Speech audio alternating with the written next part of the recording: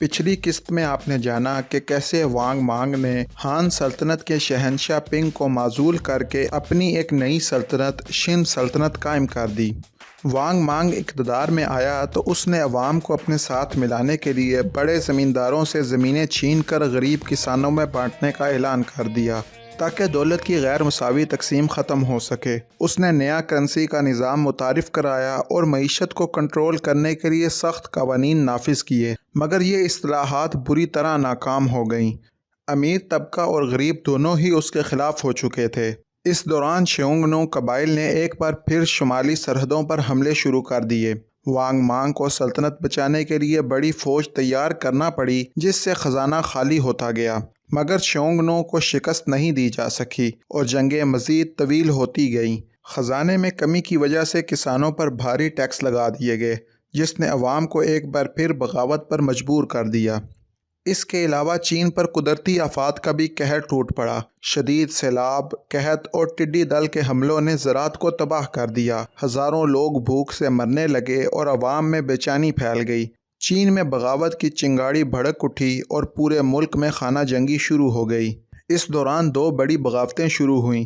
پہلی بغاوت تھی ریڈ آئی بروز ریبیلین۔ اس کا نام اس لیے رکھا گیا کیونکہ باغی اپنی پہچان کے لیے اپنی آئی بروز سرخ رنگ میں رنگتے تھے تاکہ وہ جنگ میں ایک دوسرے کو پہچان سکیں۔ یہ بغاوت غریب کسانوں نے شروع کی تھی جو سخت قوانین، بھاری ٹیکسوں اور قحط کی وجہ سے باغی ہو گئے تھے۔ دوسری بڑی بغاوت لولن ریبیلین تھی۔ یہ بغاوت جنگلوں میں چھپے باغیوں نے شروع کی تھی جو ہان خاندان کے وفادار تھے اور اسے دوبارہ اقتدار میں لانا چاہتے تھے۔ 23 عیسوی میں باغیوں نے شن سلطنت کے دارالحکومت پر حملہ کیا اور وانگ مانگ کو قتل کر دیا۔ اس کے ساتھ ہی شن سلطنت کا خاتمہ ہو گیا اور ہان خاندان نے دوبارہ تخت پر قبضہ کر لیا۔ ہان خاندان کے اس دوسرے دور کو مشرقی ہان کا دور کہا جاتا ہے جو 25 عیسوی سے 220 عیسوی تک قائم رہا۔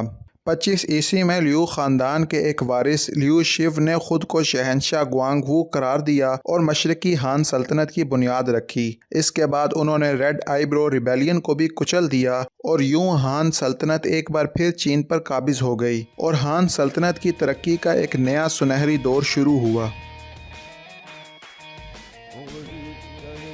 شہنشاہ گوانگ وو اقتدار میں تو آ گیا تھا مگر مسلسل جنگوں نے ہان سلطنت کے دارالحکومت چانگان کو مکمل طور پر تباہ کر دیا تھا اور اسے دوبارہ دارالحکومت بنانے کا کوئی فائدہ بھی نہیں تھا۔ اس لیے لیو شیو نے دارالحکومت مشرق میں لیونگ شہر منتقل کر دیا جہاں انتظامی معاملات کو بہتر طریقے سے سنبھالا جا سکتا تھا۔ لیونگ محفوظ بھی تھا اور شاہراہ ریشم کے قریب ہونے کی وجہ سے تجارت کے لیے بھی موزوں تھا۔ مشرقی ہان سلطنت کے پہلے چند بادشاہوں نے سلطنت کو مضبوط بنانے کے لیے معیشت پر توجہ دی۔ کسانوں پر لگے اضافی ٹیکس ختم کیے گئے تاکہ وہ زراعت پر دوبارہ توجہ دے سکیں۔ شاہراہ ریشم کے ذریعے تجارت دوبارہ بحال ہوئی اور چین سے ریشم، لوہا اور دیگر مصنوعات وسطی ایشیا، ہندوستان اور رومی سلطنت تک بھیجے جانے لگی۔ ہان سلطنت نے معیشت کے ساتھ ساتھ تعلیم پر بھی توجہ دی اور 100 سے زیادہ علمی ادارے بنائے گئے جہاں کنفیوشس کے اصولوں پر تعلیم دی جانے لگی۔ کنفیوشس کے نظریات کو دوبارہ حکومتی نظام کا حصہ بنایا گیا اور اب سرکاری عہدے صرف ان لوگوں کو دیے جاتے جو علمی امتحانات میں کامیاب ہوتے، نہ کہ صرف شاہی خاندان کے افراد یا امیر زمیندار۔ اس نئے نظام نے سلطنت کو مزید منظم کیا اور عام لوگوں کو بھی ترقی کے مواقع ملنے لگے۔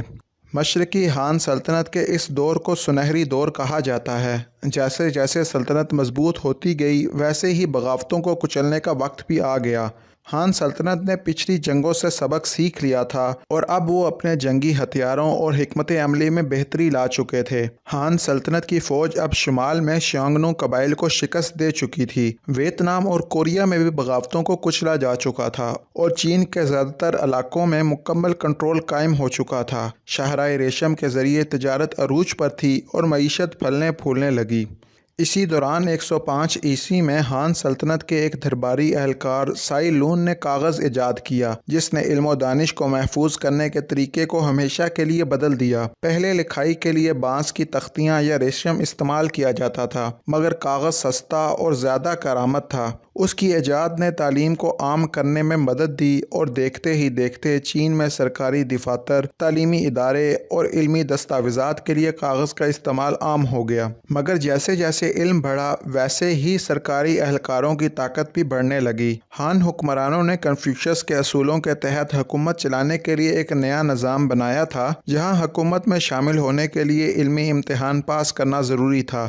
مگر وقت کے ساتھ ساتھ یہ اہلکار خود اتنے طاقتور ہو گئے کہ اب وہ بادشاہوں کو مقرر اور معزول کرنے لگے تھے۔ شہنشاہ اب محض ایک علامتی حیثیت رکھتا تھا، جبکہ اصل فیصلے دربار کے طاقتور وزراء اور افسران کر رہے تھے۔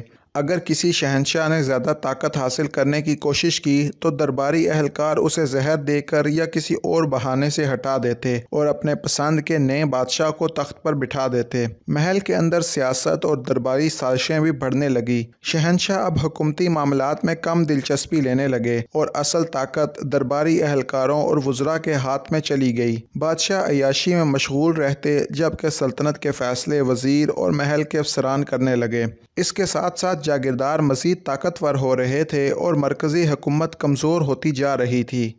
اس وجہ سے ٹیکس بھی دوبارہ بڑھنے لگے، کیونکہ محل میں موجود وزراء اور امیر خاندان مزید امیر ہونا چاہتے تھے۔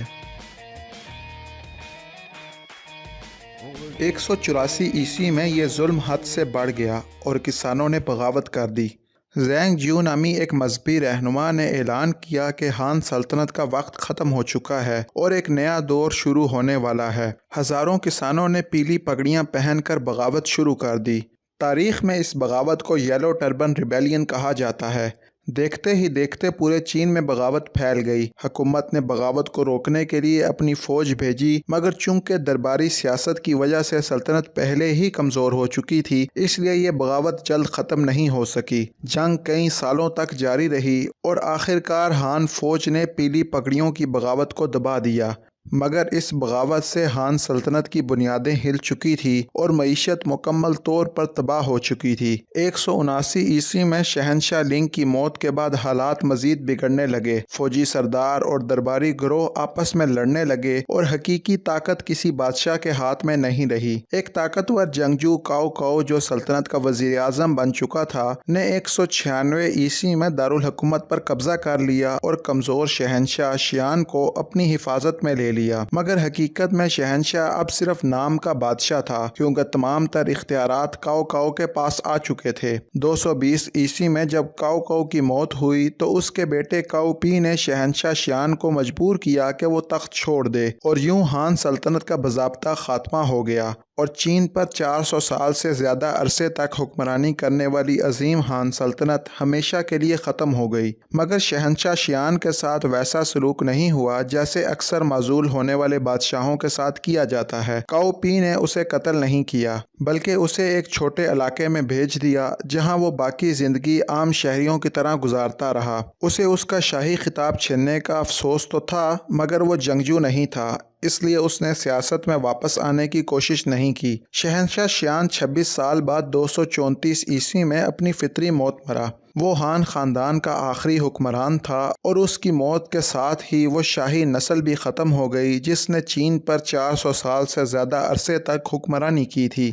مگر سلطنت کے خاتمے کے بعد حکمرانی کسی ایک حکمران کے ہاتھ میں نہیں آئی، کیونکہ اب چین میں کئی طاقتور سردار موجود تھے۔ درباری اہلکاروں اور حکومتی اداروں نے طاقت جاگیرداروں کے حوالے کر دی اور ریاست 3 بڑی سلطنتوں میں بٹ گئی: وی، شو اور وو سلطنت۔